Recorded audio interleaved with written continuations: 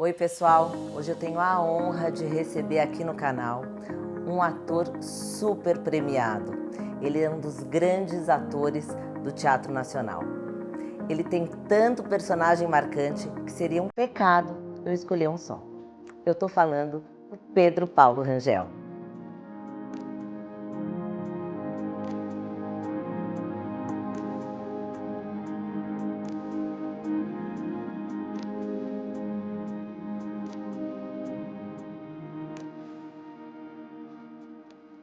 Estou aqui com o grande Pedro Paulo Rangel. Pepe, pode? Claro, é como meus amigos me chamam. Seja Claro. muito Muito bem-vindo. Eu obrigado. estou muito feliz e muito honrada Obrigado. com a sua presença aqui no nosso canal. Tá bom, o prazer é todo meu. Agora agradeço o convite. Estou muito feliz de estar aqui. Vamos bater um papo, quero saber tudo, você não me esconda nada. Meu Deus. Tá preparado? Perigo. Vou tentar. Eu não sei se eu estou preparada, é muita responsabilidade. Imagina. Você, ainda adolescente, escreveu sua primeira peça de teatro. Quero saber como é que foi isso e se você sempre foi muito precoce assim. Olha, era o seguinte, eu tinha, 13 para 14 anos e eu frequentava um clube eu nasci no Rio de Janeiro, era um clube de bairro, onde havia muito teatro amador. Mas as pessoas, os garotos, os adolescentes com a minha idade, não podiam participar do teatro. Ainda havia uma prática na época que os papéis de menino, de adolescente, eram feitos por mulheres. Olha só, houve uma época que o teatro no Shakespeare, né, não tinha mulher, agora elas entraram no lugar dos homens. Aí eu e mais outros adolescentes estávamos ali a fim de fazer teatro, gostávamos muito e não tínhamos peça nem oportunidade para trabalhar. Então eu resolvi escrever essa peça porque eu nasci no centro da cidade e a casa, o sobrado onde eu morava, teve que ser demolido para abrir umas avenidas lá no Rio de Janeiro, na Lapa, no centro da cidade. Então eu fui morar ao lado de um ator de teatro amador. Só fazia teatro amador, fazia aquelas peças na Semana Santa, tem o Cristo, tem o Diabo, ele fazia esse tipo de coisa. Então eu resolvi escrever essa peça orientado por esse ator. E foi um grande sucesso. Você tinha quantos anos? Eu tinha 13 para 14 anos. Muito novo. E aí foi um grande sucesso, passamos a apresentar a peça em outros clubes da cidade. Foi muito bem recebida mesmo. Anos depois é que eu fui pensar, eu peguei todas as melhores cenas de todas as peças que eu tinha assistido e escrevi a mim. Claro que ia ser um sucesso, né? Foi assim que eu escrevi essa peça, chamava-se Quando os Pais Entram em Férias. Só tinha adolescentes. Que Só legal. tinha um único personagem adulto, que era esse senhor, seu Zeli, que era o ator do teatro amador que fazia. Que legal. E ainda jovem fez Roda Viva. Roda Viva, Como foi essa experiência? eu tinha saído do Exército, eu servi o Exército. Aliás, o meu sargento era o Martinho da Vila, ele era o meu chefe. Então me facilitava a vida, eu estudava teatro naquela época, eu estava no Conservatório Nacional de Teatro, ele deixava eu sair cedo. Isso na época que eu fiquei como burocrata, soldado burocrata. Aí eu fui fazer um teste para a Roda Viva, Zé Celso Martinez Corrêa, era, na época, era o maior diretor do Brasil, tinha acabado de voltar de Nancy com o espetáculo Rei da Vela. Ele é um grande diretor ainda, mas nessa época era o suprassumo e a Roda Viva era do Chico Buarque de Holanda. Então, o Zé Celso com o Chico Buarque, e eu fui chamado para fazer o coro de Roda Viva. Para mim, o coro, eu ia ficar assim, com uma gola rolê, fazendo... Mas não era nada disso. A gente cuspia na plateia, a gente comia fígado, a cabeça do Zé Celso, né? E foi um grande sucesso também. Nós ficamos 4 meses no Rio, porque tínhamos que vir aqui para São Paulo. E a peça fez muito sucesso aqui e recebeu aqui o primeiro ataque do CCC, Comando de Caça aos Comunistas. E eu, com 19 anos, onde não sabia nada da vida. Ninguém era comunista ali, ninguém. Mas esse grupo de direita fez esse ataque, bateu nas atrizes, espancou os atores. Isso é uma história conhecida. E foi assim a minha estreia em teatro. Uau! E essa trajetória do teatro te trouxe uma parceria com o Jô Soares. Ah, sim, E nessa aí época mesmo. fez Romeu e Julieta. Isso. O Jô Soares foi levado pela Ruth Escobar, que é já falecida, era uma produtora de teatro muito famosa aqui em São Paulo. E o Jô queria fazer um Romeu e Julieta, que a Julieta era a Regina Duarte, que ia fazer. E aí ele foi levado pela Ruth Escobar até o teatro onde eu estava fazendo o quê? O Beijo no Asfalto.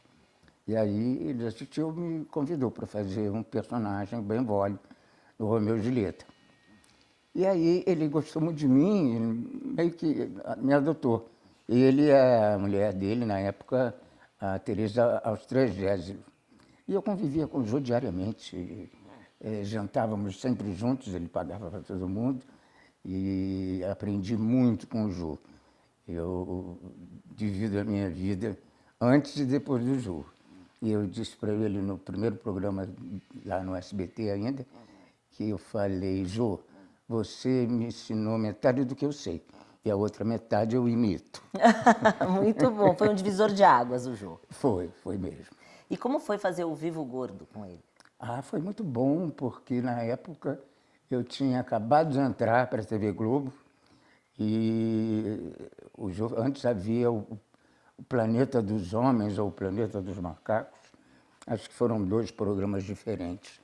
E eu soube que o Jô ia criar um programa dele pela primeira vez e aí eu fui chamado. Foi uma delícia. Era muito legal, né? Muito, muito. E aí vieram as novelas.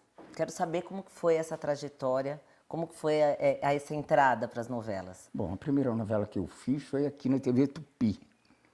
Era uma novela dirigida pelo Lima Duarte e chamava-se Toninho on the Rocks. Era com Antônio Marcos e a Débora Duarte. Antônio Marcos, o cantor, e a Débora Duarte, a atriz. Ninguém viu essa novela porque na Globo passava Os Irmãos Coragem. Então todo mundo viu Os Irmãos Coragem, ninguém viu a minha estreia na Tupi, Toninho on the Rocks. Claro que eu estou exagerando, né? E eu trabalhava já com a Sueli Franco, que hoje é uma grande amiga, e eu trabalhei várias vezes com a Sueli Franco. E ela disse que Pepe fica tão nervoso que tinha que parar a gravação, porque eu fazia um garçom e vinha com uma bandeja, com copos, assim, de nervoso, fazia cli, cli, cli, cli, cli, assim, para, corta, a Pepe está tremendo. Foi essa a minha estreia também, tremendo com uma bandeja dos copos. E depois fez muitos papéis marcantes na televisão. E eu quero saber se, como diretor, esses papéis marcantes que você teve, isso te ajuda, como diretor, a dar um tom aí para cada personagem? Ajuda muito de diversas maneiras, porque você desenvolver um papel, você precisa muito se conhecer e precisa também conhecer o outro. Sim. Porque as coisas estão no outro, porque é fácil você se convencer e se enganar que você se conhece. Mas ver o outro pela sua perspectiva é muito enriquecedor para o ator. Então, toda essa bagagem sempre me ajuda na televisão, no teatro também.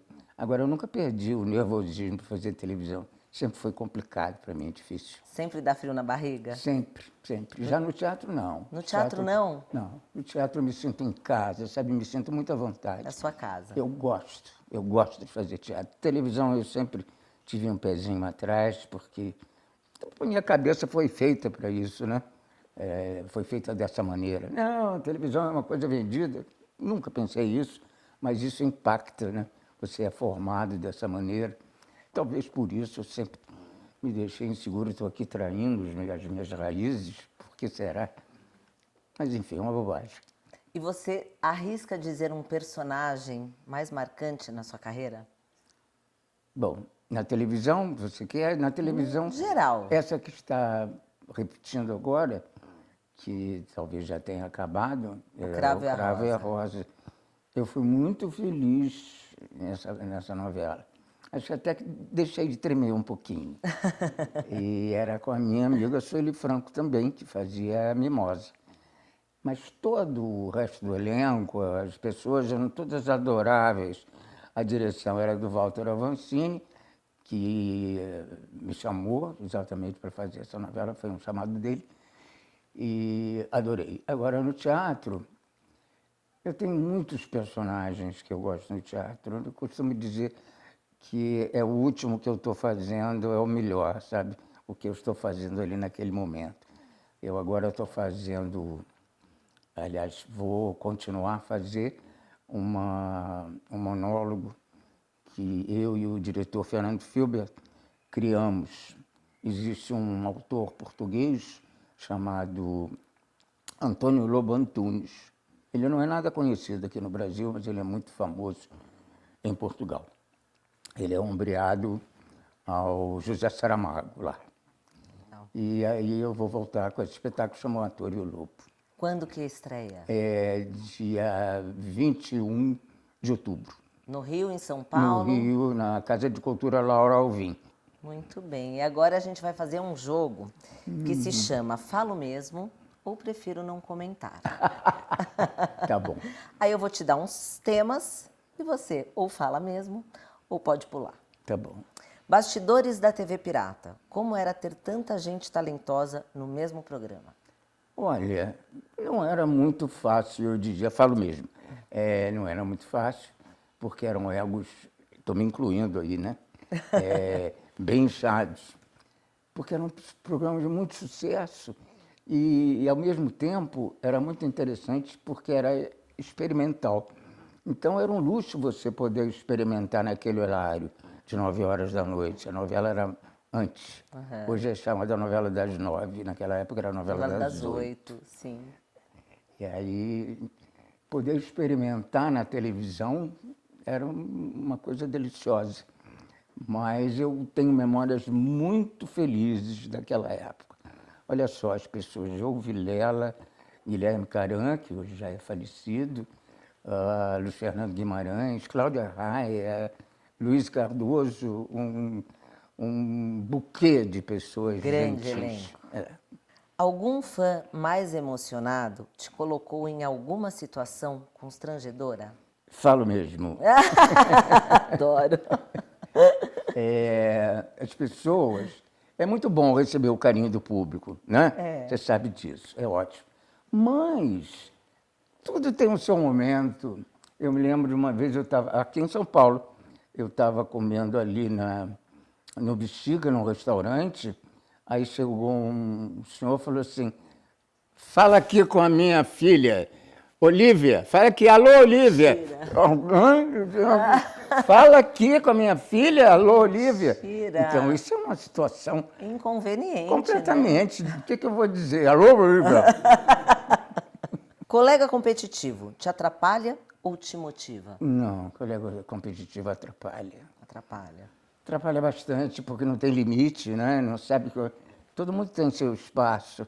É como um jogo de vôlei, um levanta, o outro corta. Agora tem que ter o que levanta direitinho, senão o meu corte, ou o corte dele, se eu não levantar direitinho para ele, não funciona. Tem que ser uma equipe.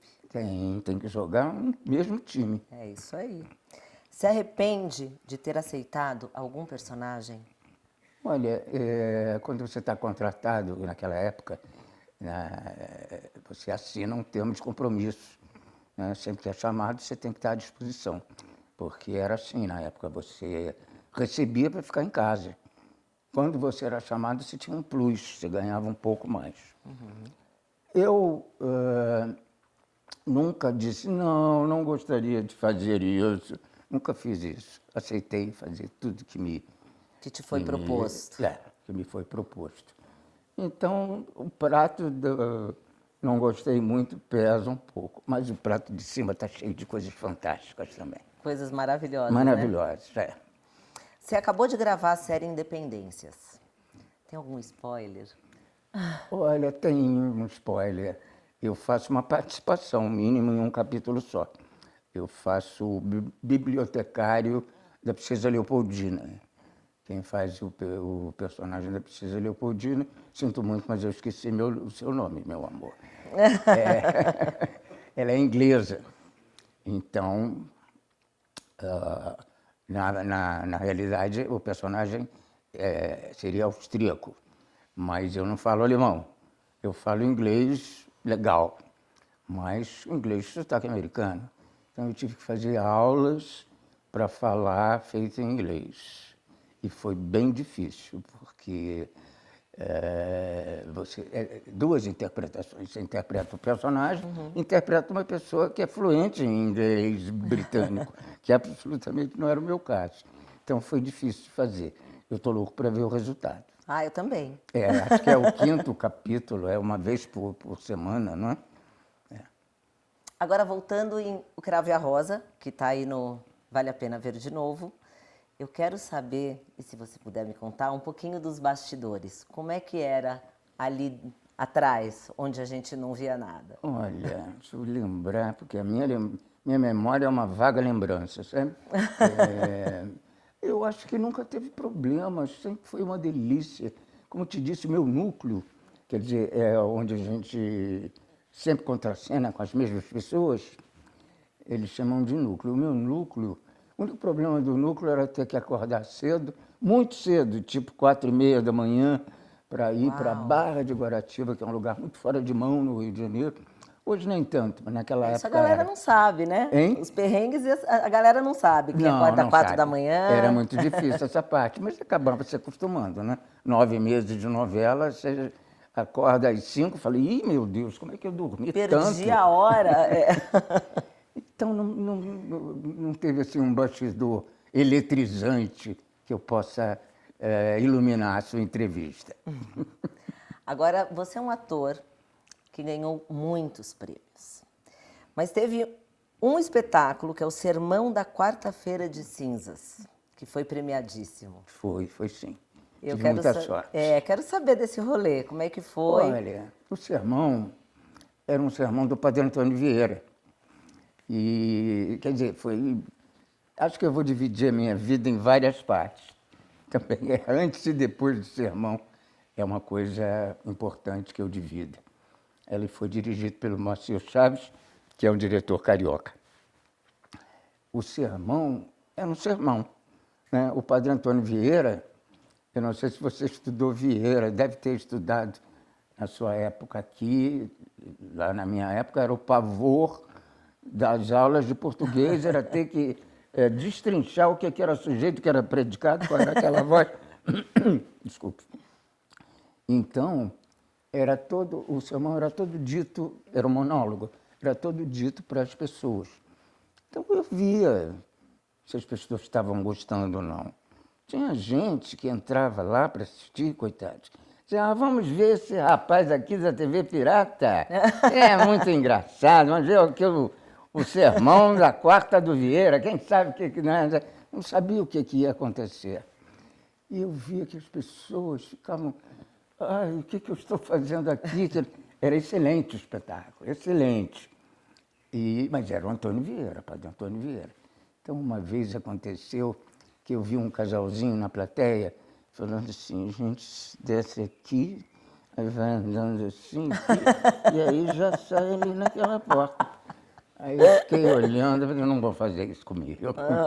Não vão não. Aí, como tinham várias partes do sermão, tinha vários intervalinhos. Num dos intervalinhos eu falei, escuta, gente, vocês já viram como é que a banda toca aqui.